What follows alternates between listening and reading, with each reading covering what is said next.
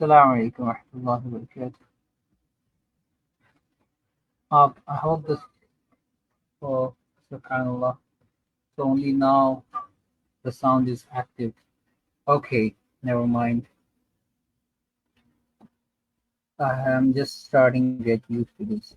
Alhamdulillah, let me start over again. Alhamdulillah, wassalatu wassalamu ala rasulillah wa ala alihi wa sahbihi wa man wala amma ba'd.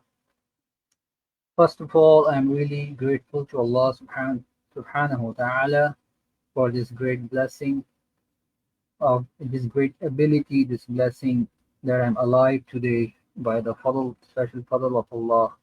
I am free.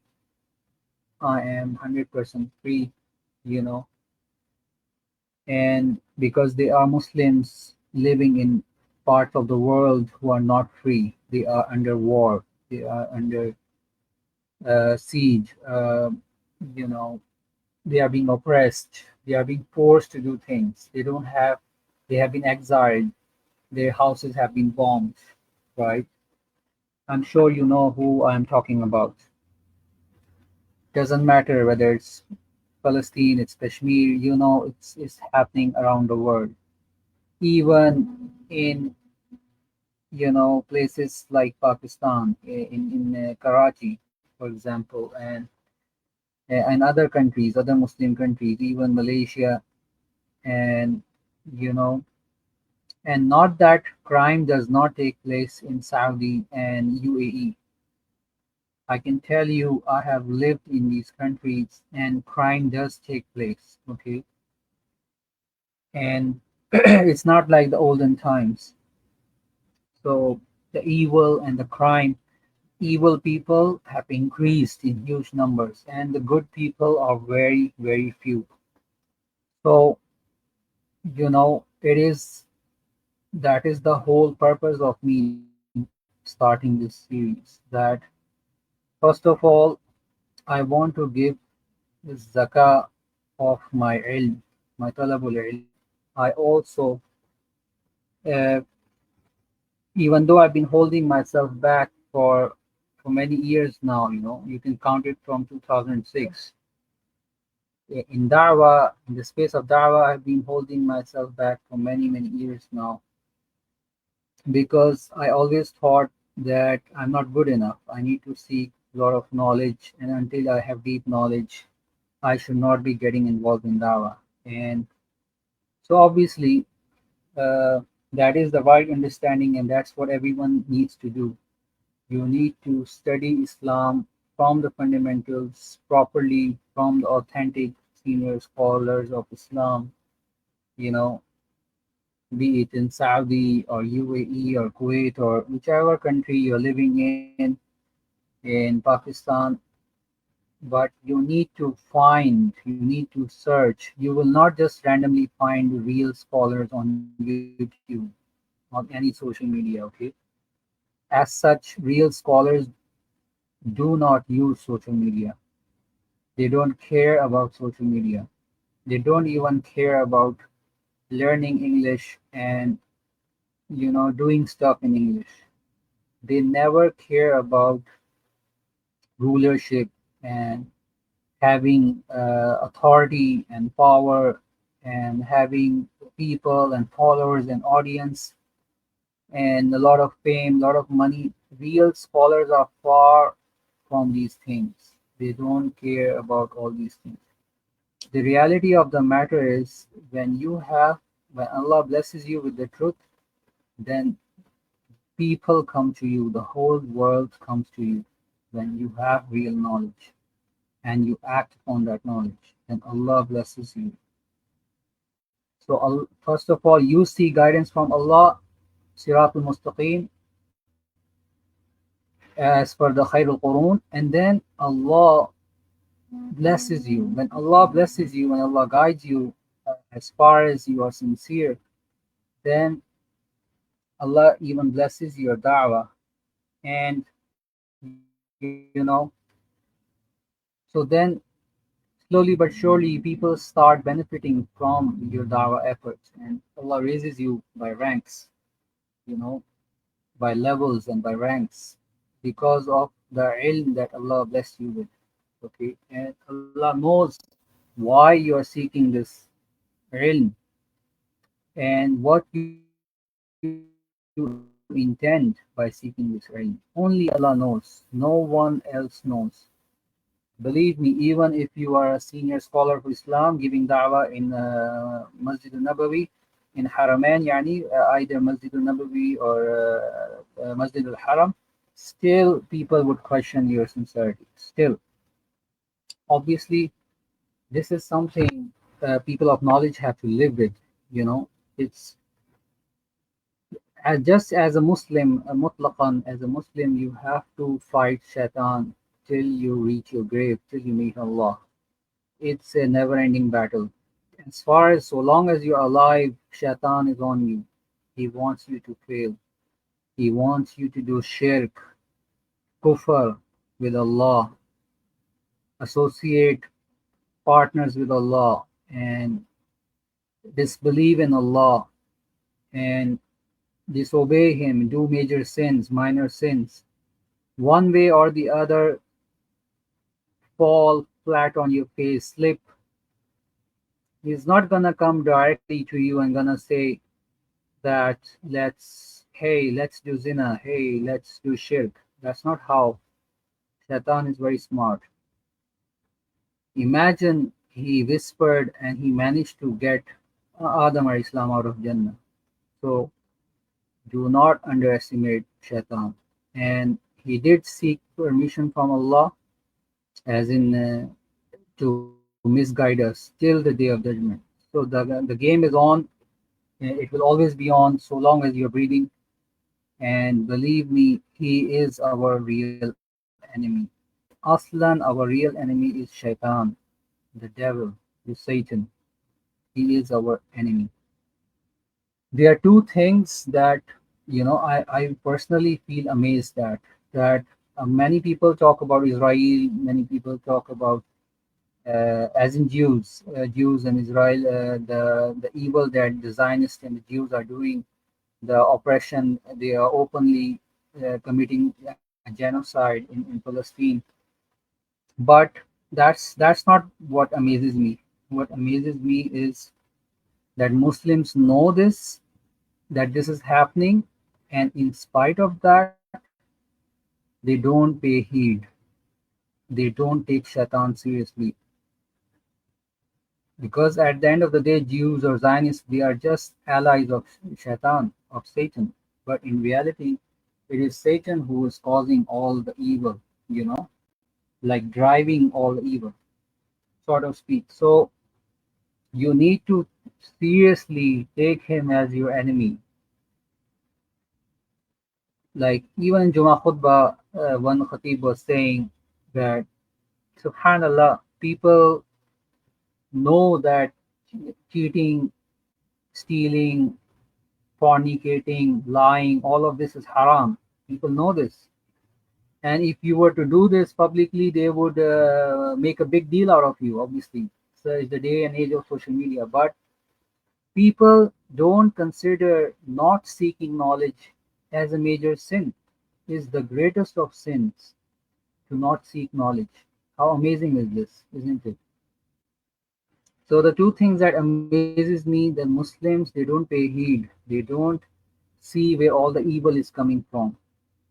So there are two sides of this. Where all the khair is coming from and where all the evil is coming from. Always look at the source. Focus on the source. Focus on yourself. Focus on the master of the day of judgment, which is Allah. Focus on the evil character, which is Shaitan, Satan. And focus on yourself. You are the real zero. You will always be zero. You want to be a hero. In the sight of Allah, you want to be a hero, but you will always be a slave of Allah. You will always be zero. So become your own hero. From zero, become your own hero in the sight of Allah. How do you do that? That's the main challenge. That's what we're going to talk about today. And let me make my intentions clear. And I'm intentionally mentioning this so that the audience also purifies their intention. The intention of this series and living life in general is to, you know, we have a grand promise, a major promise. All of us, whether we realize or not, have done a promise to Allah. It is a promise, the forgotten promise. So, you know, um, I think let's move on to the first slide because I'm just speaking and we are still on the first slide. Uh,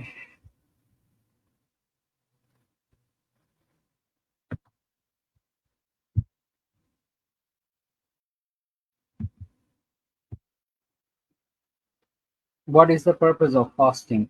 You know, now that's the question. Okay, Alhamdulillah, Ramadan is starting from tomorrow, but it's a good news. But again, let's try to break things down. What is the whole purpose of fasting?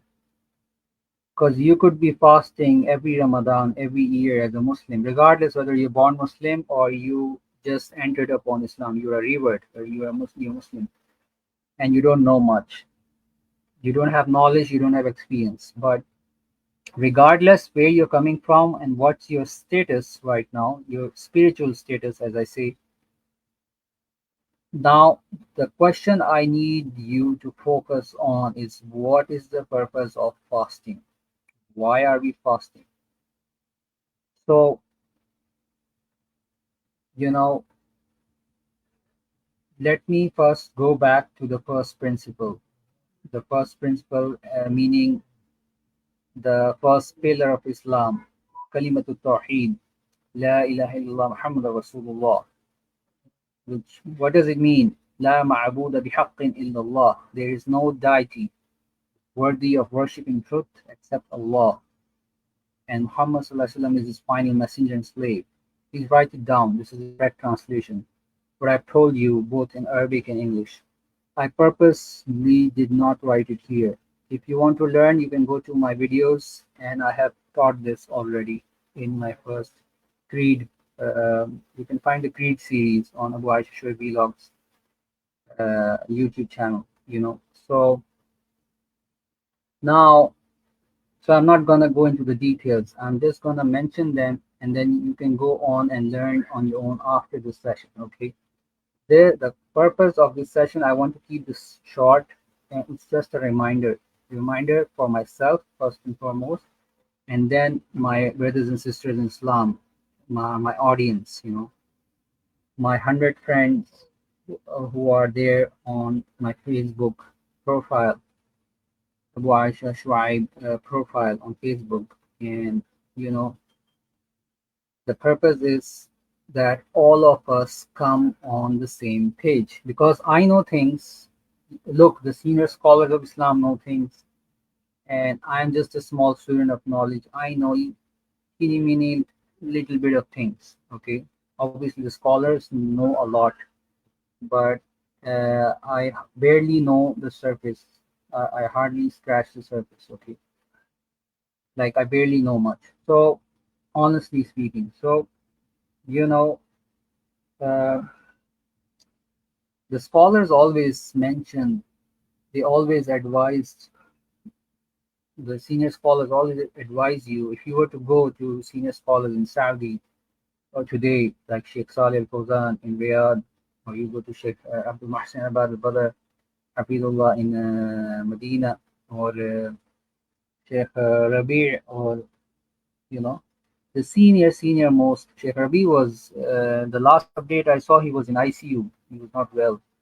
These scholars are senior. When I say senior, like they're 80, 90 plus, okay, and they are really old, and but you know, subhanallah, they spend 60 years, 50, 60 years in the path of Allah, seeking knowledge, giving durus consistently for years, writing books, you know.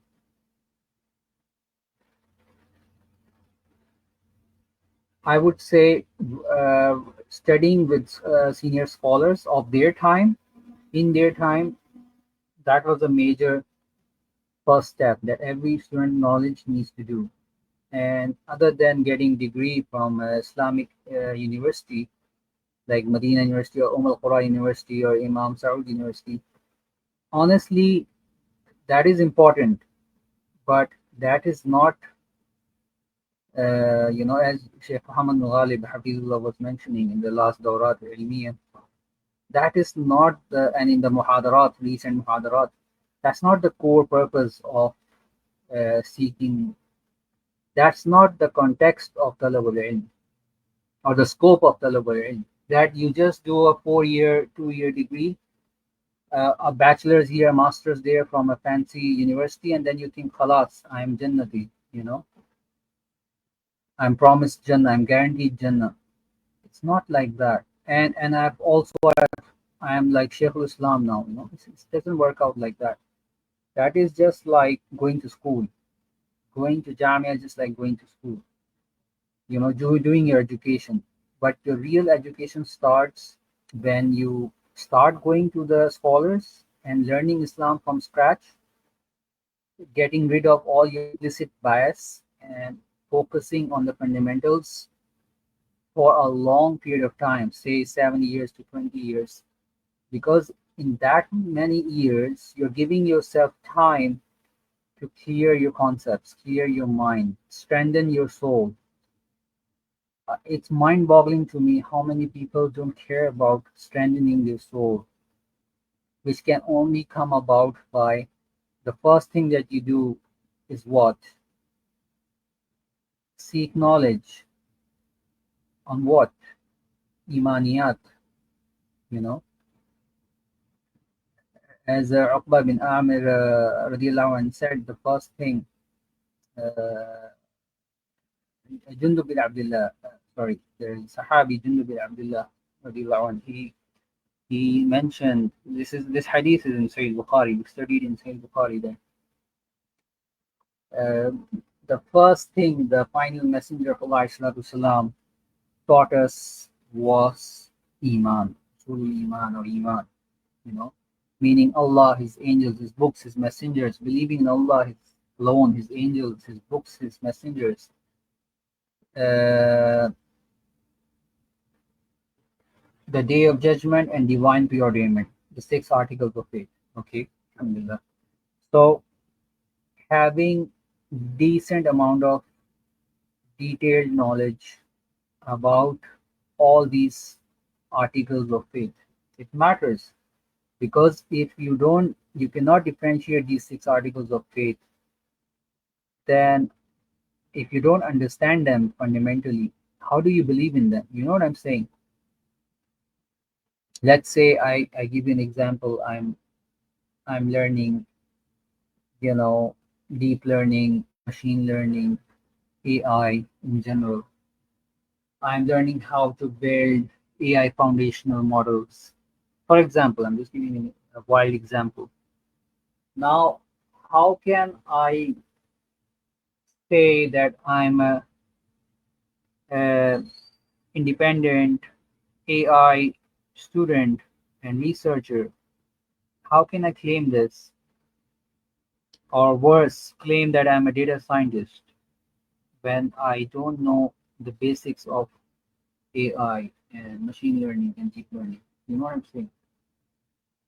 So innovating an AI product is a far off thing. First, I have to learn the fundamentals, and then I have to get involved with the ongoing AI research, ongoing AI product development.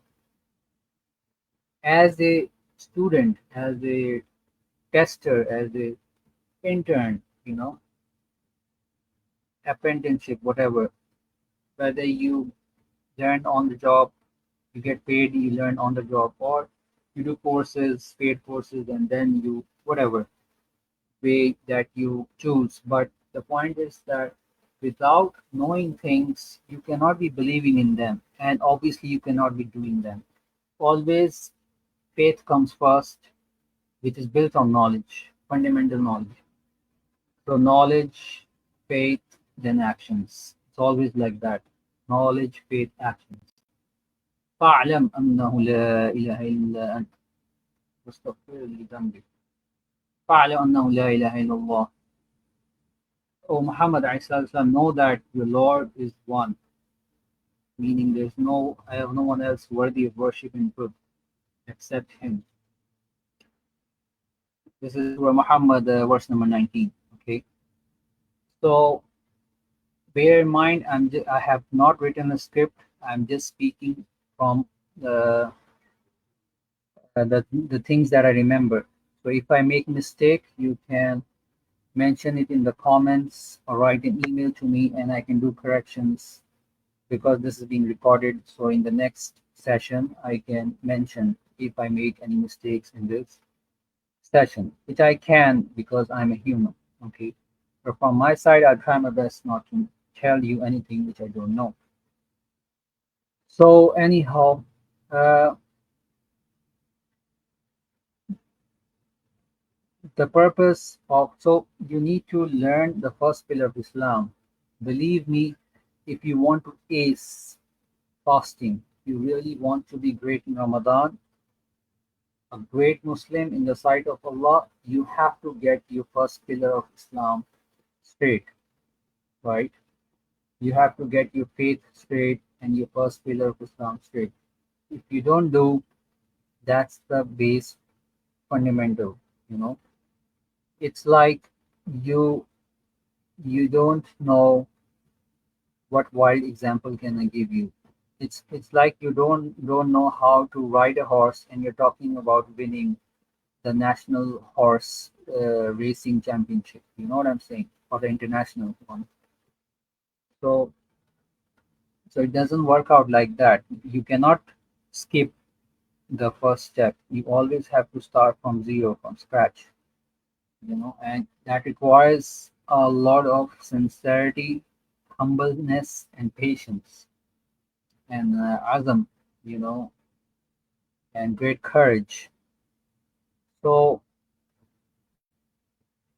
everything boils down to your niyyah. If you're إنما الأعمال بالنيات, if your niyyah is sahih, then your, you know, rest will follow.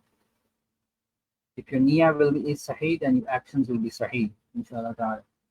So, okay.